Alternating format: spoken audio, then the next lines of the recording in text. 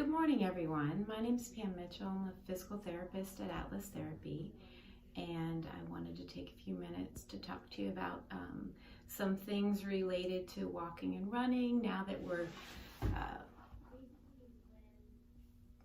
social distancing and practicing safe practices amidst the pandemic of coronavirus. The one lovely thing that's coming out of it is that people are getting outside, I'm noticing, and walking and running, which is great. I think the fresh air, does our body good and does our mind good. It's a lovely time to be out. The trees are blooming and the birds are singing and there's bunnies running around and the daffodils are popping up. So take time to get outside if you can, if your doctor allows, if you're practicing safe social distancing. I would encourage everyone to get out and walk and run and try to enjoy nature and bring your spirits up during this time. A couple of things regarding walking and running from a physical therapist perspective that might be helpful for you. Some people that are not used to doing this much type of activity may experience some issues. I have a previous blog regarding footwear that you might want to refer to, and recommendations along that line. Unfortunately, at this time, retailers are not able to have stores open to allow you to go in and try on the shoes, and so that guide should be particularly helpful. But you certainly can consult with those things to order things online. One of the things I may or may not have mentioned in my previous blog is the case for barefoot running, which there are numerous studies that actually support barefoot or minimalist shoes, and how that does actually decrease the forces that go up through your Connecticut chain and put stress on the knee and the rest of the body. As I said, there are numerous studies out there. There's a great book if you're bored and you want to read a really interesting book called Bored to Run by Christopher McDougall. It talks about a native Mexican tribe that ran through the Copper Canyons for hours and hours, miles and miles, and on very either barefoot or very thin sandals, and just had remarkably minimal injuries. But these members of the tribe had been doing so since they were little, and most of us have not been completely barefoot or in minimalist shoes since we were little, so the way that we've adapted is a little bit different. So certainly we're not necessarily prepared to just take off and go running barefoot at this stage of the game, but it does bring some interesting light to the fact that strengthening the muscles and being able to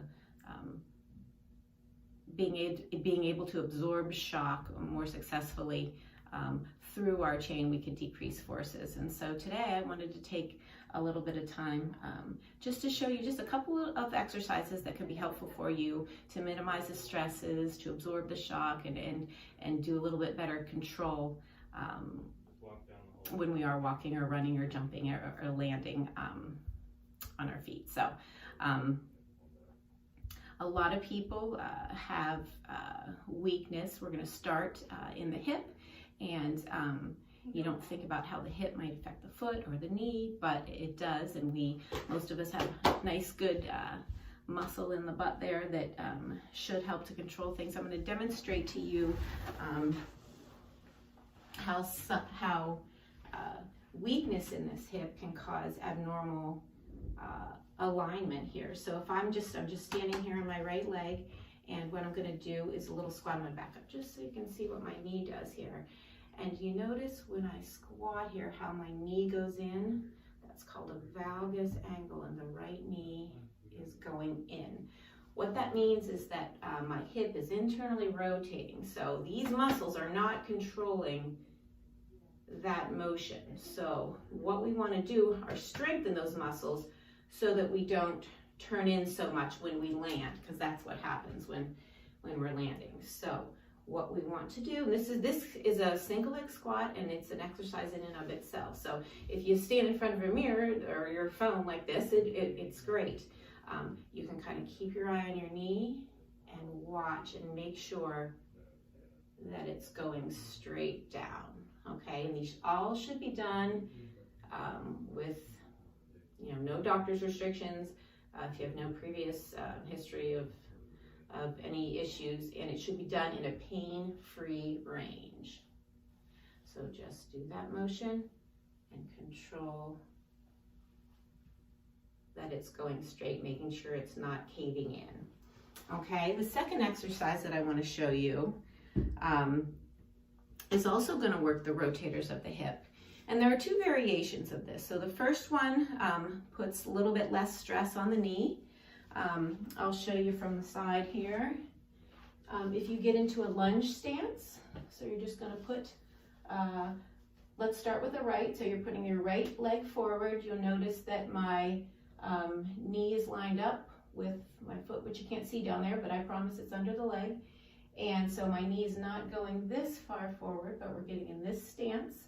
And the back leg, I'm just up on the toe a little bit on the back.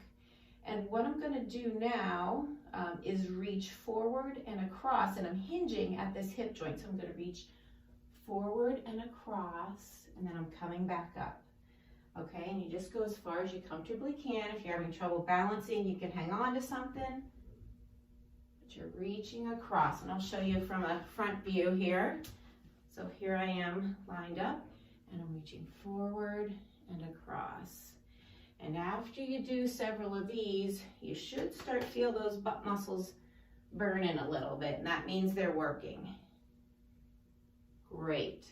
So to make that exercise a little bit more challenging, I like an exercise that I call a chop. And you're basically, let me show you, I'm standing on my left leg as another example. So on a chop, you can either stand slight bend in the knee, and the other leg is either up or just the toe touching. But what you're going to do here, and this is again just showing you a left-sided one, you're chopping wood. So if you're right-handed, this will feel pretty natural to swing across. And again, you're hinging at the hip, the knee stays still, and the movement is happening at your hip. But again, you can do this on the right side, and if you're lefty, this will feel a little bit more natural to you. But that's the wood chopper exercise, and both of those will get your hips really good. Now the last exercise that I want to show you is called a domer, and a domer is just working the arch of your foot. And I think just for camera positioning, and also so that I don't have to show you people my bare feet and toes, because that wouldn't be pleasant, I'm just going to show you with my hands. So we're just going to pretend that this is my foot, and what you're going to do is just lift the inside, the arch. So if this is my right foot, I'm just going to bring my toes in to lift. And I tell people that you imagine you're just trying to slide a little something into your arch. The rest of your foot stays down. So you're just trying to bring those arches up.